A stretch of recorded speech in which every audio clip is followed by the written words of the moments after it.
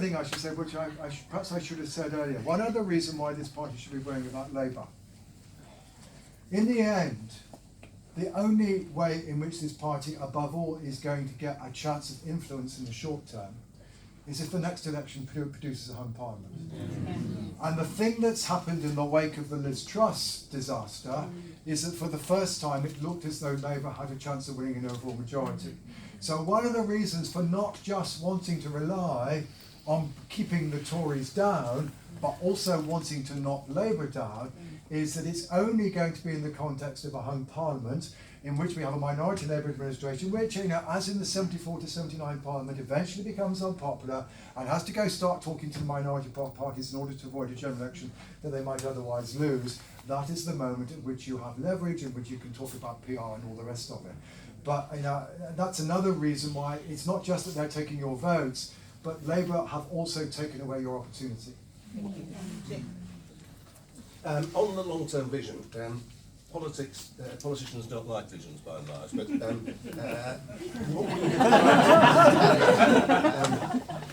I think young men dream dreams and old men see visions, so perhaps I should be in the pre-manifesto document, we have tried, and the policy committee has spent hours on this, working out what it is that constitutes liberalism. I'm sure that you've all read it and can tell me the 5 strands, but I'd like you to look at it because that's our best effort. And Duncan knows that we've grappled with it. I start off sometimes, I often lose audiences at this point, but why are we in politics? Because we have a view of what a good society is like. And all we spend our time doing is translating our view on what a good society is like onto things that tangibly make society better for individuals on a day-to-day basis. There is a vision, there is a long-term view here. There are many of the policies can't be implemented in a parliament, and anyway they carry on. But it isn't that we don't think about it. It's that we're facing the challenge of the long-term vision, which doesn't change, and certainly constitutional reform and better government has been a long-term theme as long as I've been involved. But is your strapline on that document for a fair deal? Yes. It's politics. It means nothing. It means nothing. Yeah, It's content free. The only thing I would say in response to that is 99% of covers of documents are content free. Yeah, but what you come up with between now and the general election, and don't leave it too late, because it takes a long time to get messages across to voters. You need a strap line that encapsulates all of this in a very, very simple message. Rejoin. And here you and I would agree, needs to be something that addresses the very substantial angst and concern both about our politics and about our economics that is undoubtedly in part going on in our society at present. In terms of fixed politics, fixed Britain, some of us have been trying that as a sort of approach to politics and using that sort of phraseology for a long time. It's never had much salience. It would now, but it's still, I think, some way down on the list I gave. It's the 5th strand. It is the 5th strand, and we again. There's a lot about it here, and we should say more about it. Sorry? No, I'm not going to. I'm sorry, I need to get to that. I'll have a chance there. But in terms of knocking Labour down, there's a very strapline here: go to mid-beds. That's true. Right, next 3. We've got gentleman here, lady in the mask, lady at the back. Sorry. Hi, I've been proactive and come from a marketing background. My name's Ken Gray from Northampton. Like the good gentleman said, the strap line currently is ineffectual. No one understands fair is subjective, and the word deal, you shouldn't be talking to the public in terms of just deals, so it didn't mean anything. So great. So I was being proactive. I've got 3 strap lines, all have a different edge, but it might move us forward. So think in broader terms of something more inspirational and aspiring. One is for a better future, or you could say a force for change, because this election's also about change. We're trying to get votes, and people are moving around parties, and change can mean a lot of things. And the other one is Liberal Democrats will make a difference. Whatever you do, it needs to be aspirational. Okay. It doesn't have to be one of Please, those. questions, please. Yes. Dick, I'd just like to say, I know you mentioned that Labour were going to be the ones to beat the SNP in Scotland. Largely that may be true, but Susan Murray in LibDem Bartonshire, Right. we are doing really, really well there. Can I add my voice to that? We need a melody that is going to appeal to people's hearts. Now, people don't feel any more empowered, I think, by this so-called take back control of Brexit. And I think we need to feed into that and talk about how what we say we're going to give them more power. And I think one of the things we haven't done is to take advantage of when public opinion coincides with our values. Like things like the strikes. Most people, public support was very much behind the nurses and the doctors and postal workers and even the rail workers, which is quite unusual for us. Why were we not more vocal in taking on those causes? You know, so I think remember when we have done well before, we have maybe we have spoken out. We've taken a different point of view on things like Iraq, on things like Hong Kong, things like people, and we have kind of led the argument. Why can we not lead the argument? Okay, sorry. That's all right. Lead the argument. Please, let it be a question. Right, yes, two questions, actually, very quick one. Your presentation talked very much about rejoin as if it was the only alternative to stay out. It seems to me that regret for the deal we had isn't the same as rejoin on very different terms, and I was wondering how much support you received for rejoining into joining the euro, for example, as opposed to just being very sorry that we lost the good deal we had. For Dick, very quick question. I find it very easy on the doorstep to turn someone's comments about, well, it's all rather rubbish at the moment, isn't it, into, yes, and Brexit hasn't helped it, has it, and they very quickly agree. And I don't think we should assume that just because they're talking about the cost of living doesn't mean they're not thinking about Brexit. And really, in those circumstances, do headlines like rejoining the EU is off the table, says Ed Davey, very helpful? No.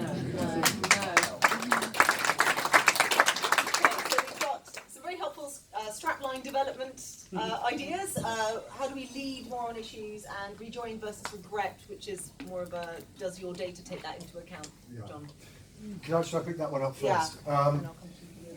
I mean, I'd give you one simple answer and one more complicated one. The simple answer is don't touch the euro with a barge pole.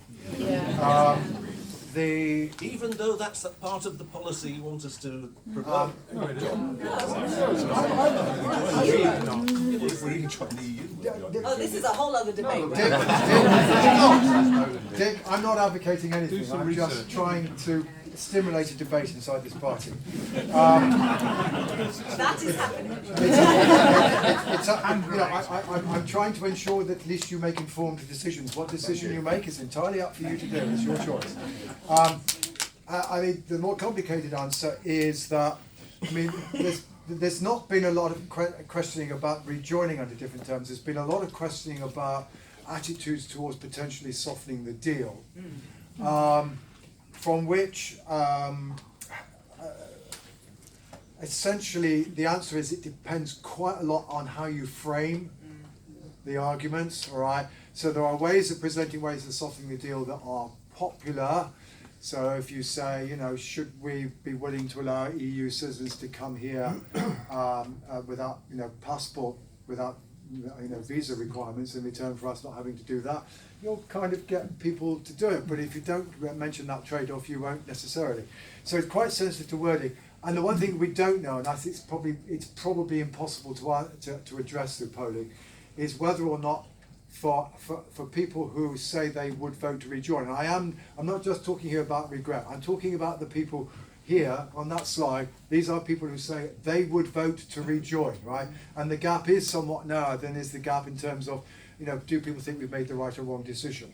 But what we don't know is whether or not, to what extent for those who say they'd vote for rejoin, a softer Brexit would or would not be regarded as an adequate solution. And I think that's probably going to be very, very difficult to get at. Thank you. Well, thanks for the suggestions on the strap line. I'll pass them on to Ollie. On aid and off the table, I think that I didn't hear it, but I can answer that question. Oh, you can answer yeah, that. because what he was referring to was the fact, and I would urge you to look at the UK in a Changing Europe document that was put out this week. Yeah. It's actually, the EU is just not interested right now. Quote, they've got bigger fish to fry. We have totally burned that relationship, and that's not us, that is the Tories. That is my understanding, having asked the question that he was referring to. Our policy, I can categorically say, as Europe's spokesperson, has not changed. Can I just make that But that's absolutely not, clear? Not what the voters will. We appreciate that. We also can't choose a headline, but that is what he was saying, and that's what he meant. And don't worry, it has been flagged. So over to you to, if there's more to say on that. no, well, I was about to say the same. Oh, sorry, yeah, okay. Just make it very clear. Right, I'm going to try and maybe do 2 more rounds. We've got until half past. So I'm going to take gentleman at the back and gentleman further forward in the shirt and that gentleman over there. Talking to voters, there's still a discontinuity with what's coming out of the policy committee. How can we members help the policy committee get more aligned with what voters are looking to hear? Okay, thank you. When I'm door knocking, Keir Starmer's reactions to Keir Starmer are somewhere between apathy or a Corbynites to hatred. So how is Labour capitalising on the Tory collapse and when not? Thank you. Yeah, so it kind of leads into what Freddie said, which is voter apathy. A lot of the conversation I have on the doorstep is don't know, don't care, you're all as bad as each other. Or fascinating in Sheffield Hallam, which is our only LibDem Labour kind of marginal, is I'm voting to get the Tories out, which collapses anytime you bring it up. How is voter disengagement currently factored into your calculations? Because the graph on the screen, nothing during Truss changed with our relationship with Europe, but because of how the perceptions of the Conservative Party changed and their connection to Brexit, people saw Brexit as a less bad thing. How is that all factored into your calculations to our future? John. Okay, so thank you. So how do we connect our policy committee to voters? Keir Starmer, apathy, why does that explain what's happening with Labour? And then similar, broader question about apathy. Who'd like to start? Well, just on the policy committee, I'm sorry if people feel that. I mean, half the policy committee the majority of the policy committee is elected by you, so they reflect, I mean they do, I'm on it, they reflect a very wide range of views. In terms of the manifesto, we've had, amongst other things, 7 consultation sessions to date. We've got another one on Tuesday morning, so if people have got ideas on that they want to push in, put in, that's perfectly fine. In terms of Keir Starmer, I started life in the Labour Party, and in 1979, the Labour Party's hope for winning that election and retaining power was that nobody liked Margaret Thatcher. You do not need to be loved to win an election, sadly. Well, Labour do, we do. I think different considerations apply to a certain extent. On voter apathy, there has been a growing and accelerating, not just distrust of, but contempt of politicians in recent times. In Mid-Beds, I was summoned across to a door with the new House of Parliament, and the guy looked me in the face and said, "Right then, when was the last time you liked Parliament?" That was his opening word. Many people in the country think we're all like that. And this is what Boris has done, and the Tories, they've polluted it. It wasn't good to start with, but we were in a very, very difficult environment. And it gets back to my boring starting point. Seeing people that they can look in the eye and trust to be decent people is absolutely key to rebuilding a sense of trust in democracy. Very quickly, I mean, on voter apathy, I mean, there are 2 reactions to when you've got an adverse reaction, which there was to Boris's style of premiership. One is, of course, exit. You're all liars. The other is voice. I want to make sure that I make my views known. And which of those 2 is going to be more predominant is difficult to tell. all I can say to you is I think turnout in the local elections was about 1 point down on what it had been 4 years previously. It wasn't dramatic. So at the moment I would say there isn't any clear firm evidence out there one way or another as to whether or not the current zeitgeist amongst the electorate is going to result in a lower turnout or not. Though the truth is if the polls continue to be 18 points ahead, the turnout will be pushed down a bit because people will go, it's obvious who's going to win, and that does push turnout down. I mean, I'll give a brief answer as to, why is Labour profiting? I mean, it's not necessarily for all the reasons the Labour Party say, but I mean, the Labour Party under Keir Starmer, by December 2021, had at least made itself acceptable in the it wasn't necessarily enthusiasm for Labour, but they were at least acceptable as an alternative. And in those circumstances, faced with a Prime Minister whose interpretation of the lockdown regulations around which many people had many sacrifices had been completely different from that of virtually everybody else in the country, it is to Labour that they turned. But as I said in my remarks at the beginning, it therefore raises questions for you as to why you haven't, once upon a time, the Liberal Democrats were regarded as a party of protest. That was sometimes a disparaging remark. But you ain't been terribly good at picking up the protests so far. Right, we're doing very well, everyone. Remember, questions. Right, 1, 2, and 4, 3. I wanted to go back to this thing on Brexit. I mean, what would be wrong saying? The Brexit deal has failed. It has led to a rise in input costs, which has led to a rise in food prices, inflation, and all the rest of it.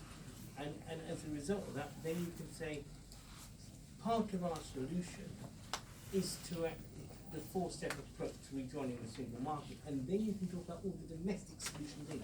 You've got to put a narrative together as to why people should vote for the Liberal Democrats, as opposed to against the Tory party or against the Labour Party. That's what I'm asking. Where's the narrative? Thank you.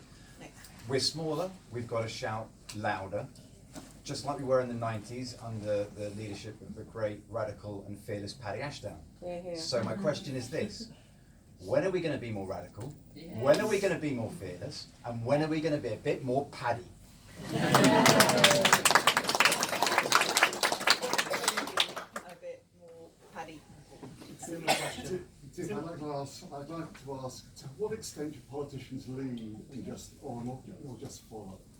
You knock on the doorstep and people tell you time to get out of politics is broken. Our solution to that is political and electoral reform. You knock on the doorstep, you see that services are crumbling. Our solution to part of that is the single market. At the moment, we're knocking on the doorstep, agreeing that politics is broken, agreeing that our services are crumbling, and saying, "But vote for me, I'm a Tory." That's not enough. Thank you very much. So we've got, where is the narrative? When are we going to be more Paddy, which I just love? And when should politicians lead rather than just follow? They're all for different. I think, yeah. Well, do you want time to think? I mean, No, I don't. I'm not sure that'll help. Putting a narrative together, well, that is our ongoing task between now and the election, which we spend a lot of time doing, and we're not going to stop. I mean, it's not true that we never mention Brexit. I mean, certainly in the Lords, when all these issues come up about problems in terms of trade, problems in terms of employment, we raise it all the time. So, but you do, but in the context of another issue, shouting louder and being more Paddy. I was Paddy's press officer in 1992. Nobody can be Paddy. The question about, I mean, I think from this meeting, the two things that you want us to shout louder about and being more, not necessarily actually more radical on, because it's not that we're not radical, it's you don't feel we're shouting loudly enough about Europe and the state of the nation, as it were, and constitutional reform. Because I think actually we are very radical on those, and I will pass the message back to the leadership. And versus leading versus following, I'm sure, Paul, on the doorstep, you don't just say vote for me because I'm not a Tory. I'm sure you make those cases just as the rest of us do. Right, very quick fire. Then passing to Duncan to basically round us off because we're very nearly there. They better be questions though. Are they? Are they? Yes. Yeah, yeah, promise, promise. Right, gentleman at the back in the corner, lady there. Sorry. These Go ahead. are desperate times, both for us and our party, and rebuilding trust and earning trust is really important. I had a question earlier about moral obligation, which you didn't quite like, but you know, I think when you're trying to actually connect with people, get people to engage with you, isn't it incumbent on us to actually engage with them about things we might actually be able to do, or we might actually be able to deliver? I'm lucky, I only have to leave the council, but you know, my principle is I don't make promises I can't keep. So isn't it not incumbent on us to promise people things and campaign for things that can actually happen, rather than things that we wish were so? Thank you. Thank you very much to the speakers and the organisers. Layla, I'd love to hear what you think. Should we be bolder in our messaging on the EU and electoral? Very good. And lovely to John, I just want to say thank you for provoking thought within the party. Just wanted to ask around the swings from the Conservatives and us to Labour. Is that more than just anyone but the Tories? And do you think that Labour's messaging on Europe is going to alter things in any way? All right. I'll end, shall I? And then I'll Yeah. pass on. Yes, so yes, I'll get the last one. Okay, let me just pick up the last one. I mean, I certainly think that if indeed Labour are going to promote a softer message on Brexit and are going to begin to open up that debate, I mean, with all due respect to Dick, I understand that the party as a party is in favour of rejoining the European Union ultimately. But the message that comes from the leadership, and you have reiterated it this afternoon, is that this doesn't matter, we don't want to talk about it. If Labour do now start to talk about it, are you really saying that you are no longer going to be part of that debate? And do you want to take the risk of allowing Labour to take the lead on this subject? Right?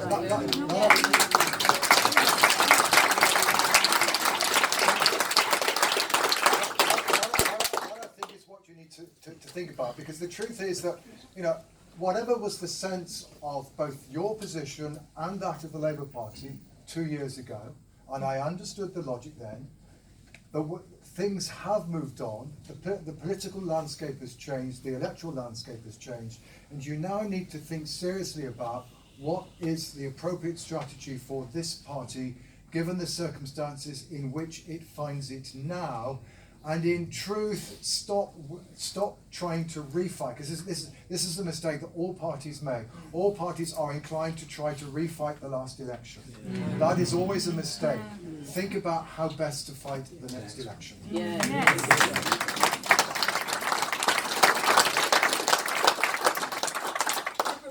I agree, but particularly having been in government, we know what happens if you promise things you can't deliver. Tunefully. And I mean, to your question, the way I see it, there is a Venn diagram of where party policy is, which, I mean, I hope, what I'm hearing is that our party policy is in the right place. I'm not hearing anyone saying it's not. It's the strategy we want that's wrong. to rejoin, we want, as part of it, to get to the single market. We recognise that to get even close to that point, we have to do stuff before to repair that relationship, and actually you can do that and make lives better immediately. And so what we're trying to do in Parliament is push and push and push through those steps. And I believe in those steps, having, with Duncan and everyone else in the party, fed into it and come up with those steps. I think our policy is in the right place. But the other part of that Venn diagram is those seats where we are competitive and we want to win. And our own polling shows that if we start talking, and perhaps as your question about single market, rejoin, fighting the last election, reopening old wounds, how do we talk about it in a way that doesn't push people away? So where is that sweet spot? And I think your point around it's moving, that sweet spot is moving, and sometimes our comms are lagging behind, I take, and it will be, I'm sure, a clear message from this conference. We will take that away, it will move, I think the positive thing about the language that is in the pre-manifesto that I like is it, and you talked about dials, that you can dial it up and dial it down, but dial it up.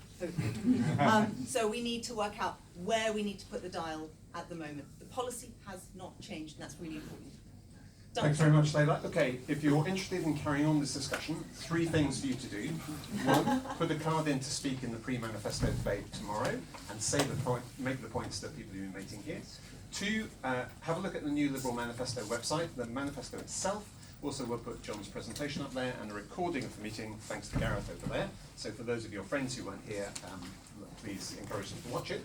And 3, in a parallel initiative, those of us who were involved in publishing something called the Green Book, New Directions for Liberals in Government 10 years ago, are organising a podcast series focusing on exactly what the key messages for LibDem should be going to the election. It'll go out on John Potter's LibDem Pod podcast series, and in October we're looking at economic policy, in November net zero, and in December Brexit and the EU. And it will feature discussion between experts from outside the party and party candidates, party activists and so on. So I hope you find it interesting in carrying on this, and hopefully we'll be able to do something at the spring conference and the autumn conference as well. So that's all from me. Thank you so much for joining.